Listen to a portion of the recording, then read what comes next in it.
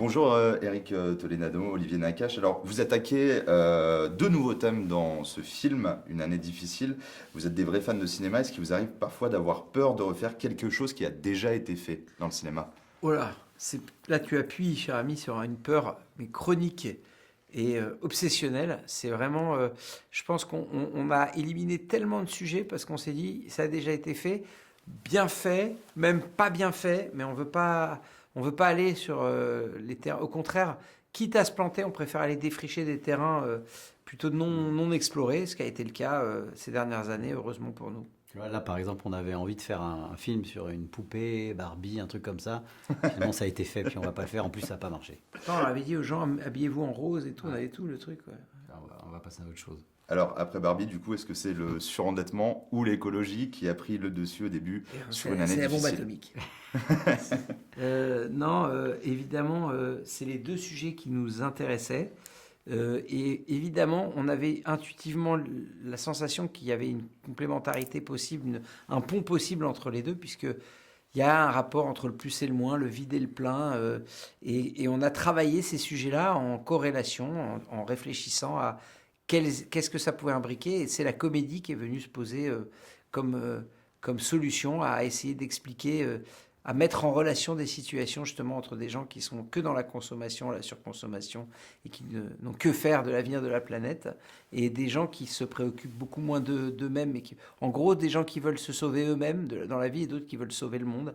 Et c'est ce paradoxe-là et ce parallèle-là qu'on a voulu mettre en scène à travers une comédie un peu à l'italienne, un peu grinçante comme ça.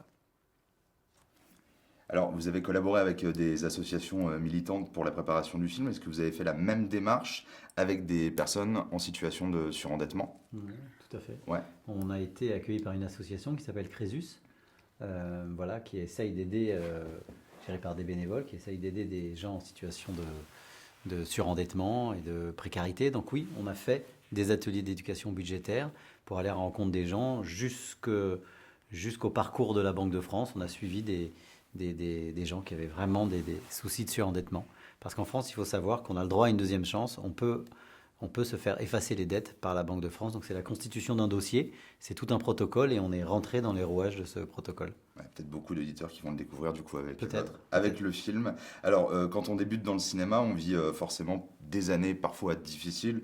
Quand on est étudiant aussi, est-ce que ça a été votre cas? Et si oui, quel regard est-ce que vous avez sur ces années-là aujourd'hui et qu'est-ce qu'elles vous ont appris? Alors déjà, nous, on les a vécus à deux, ensemble, à l'époque, puisqu'on s'est rencontrés à l'époque où on était justement étudiants et dans la post-adolescence. On a fait pas mal de petits boulots, on a vécu des années. Alors, ces années difficiles, Ouais. elles sont assez formatrices. Pour moi, je pense que ce serait arrivé d'un coup et on aurait pu faire des films plus tôt, on aurait été moins mature pour aborder le sujet. Il faut qu'il y ait eu du désir, il faut même qu'il y ait eu de la frustration, à mon avis, pour qu'on soit content de monter de temps en temps sur le podium quand un film fonctionne. Pour le coup, on a réussi à transformer à peu près toutes nos expériences en films. On a travaillé dans des mariages, on a fait le sens de la fête, on a travaillé dans les colonies de vacances, on a fait nos jours heureux.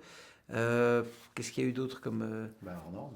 hors norme? On a côtoyé des associations qui s'occupaient d'enfants autistes, on a même travaillé pour eux et on a fait hors norme. Donc je pense que c'est des années sandwich où justement on se nourrit de sandwich d'ailleurs, mais où on se nourrit de matière qui va à un moment ou à un autre sortir en fiction. Alors, dès l'intro, vous mettez beaucoup de rythme, ça va vite. C'est quelque chose qu'on a déjà vu, par exemple, dans Hors Norme avec une course-poursuite. Tout au long du film, on va avoir beaucoup de décors différents. On imagine beaucoup de moyens en termes de production et d'autorisation de tournage. Ça a dû être un défi pour certains endroits. Je pense au Trocadéro ou la Banque de France. Oui, oui, c'est un défi. Ce film n'a été qu'une succession de défis à relever. Et c'est tant mieux parce que on aime aller dans des nouveaux territoires et se mettre en danger et relever des défis. Oui, en production, ça a été un film compliqué à échafauder.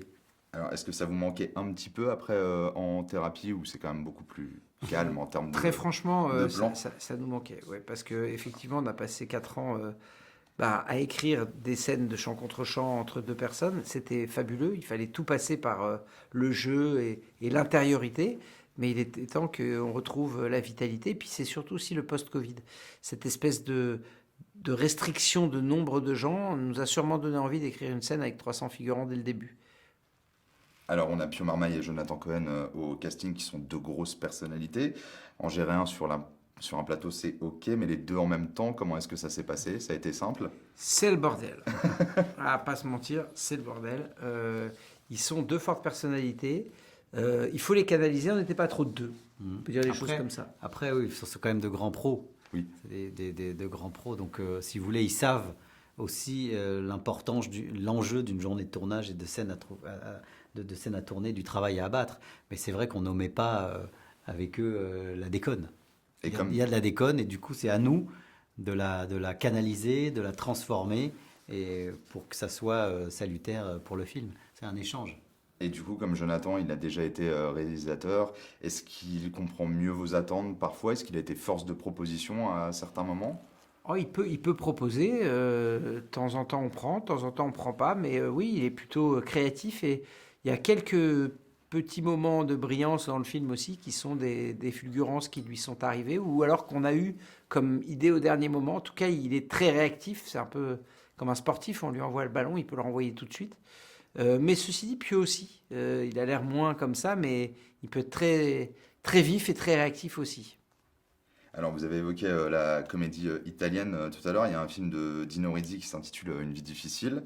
En plus du titre, on y trouve plusieurs similitudes avec des prises de position un petit peu radicales dans le film, une histoire d'amour qui semble impossible. Vous vous sentez-vous proche de la comédie italienne avec du coup son mélange de cruauté humaine, la cruauté sociale et la tendresse? On mélange tout ça? Oui, on se sent proche au point de se revendiquer d'influence de comédie italienne.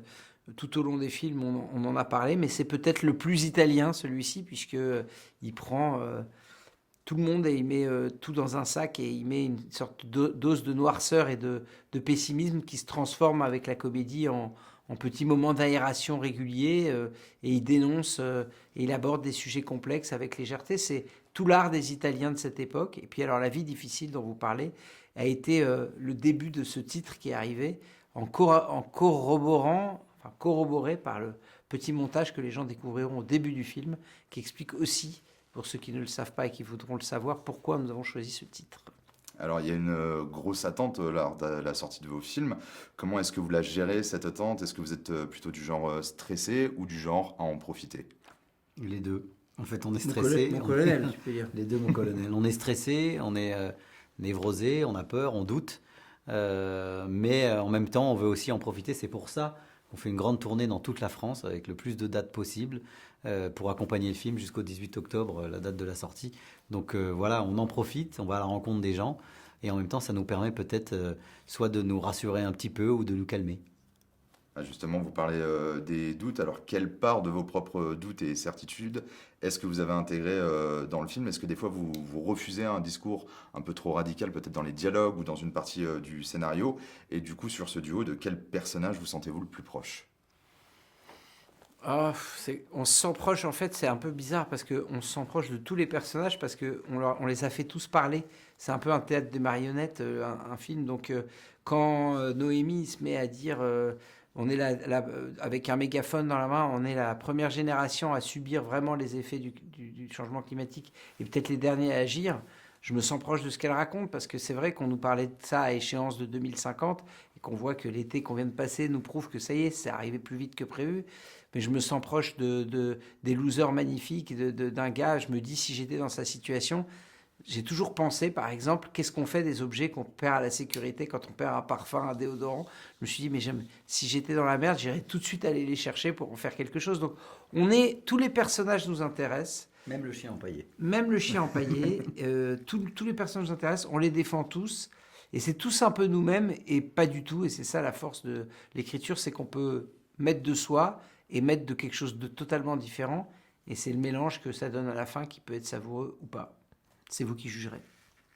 Alors, du coup, en vous rapprochant de différentes associations pour préparer le film, vous côtoyez des gens du coup qui vont être dans le milieu écolo, des gens qui vont être en surendettement. Est-ce que c'est pas trop compliqué derrière dans l'écriture d'être entre guillemets moqueur pour faire rire les gens avec ce genre de sujet, sans essayer de les blesser, sans les blesser à aucun moment dans le film? Mais nous, le mot moqueur, on l'a enlevé de notre vocabulaire parce que ça n'a jamais été un rire qui nous a intéressés. La moquerie, c'est depuis l'école, les moqueurs, on leur pète la gueule. Mhm. C'est pas de la moquerie.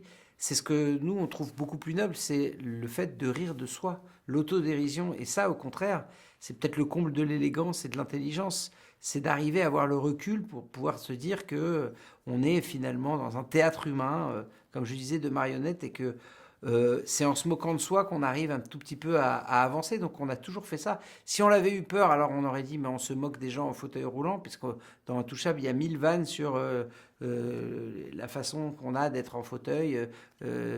Et pareil, on n'aurait pas abordé un sujet comme l'autisme en racontant des choses à droite et gauche. On ne moque pas, on rit de situations pour mieux les appréhender, pour mieux les vivre et pour mieux les digérer.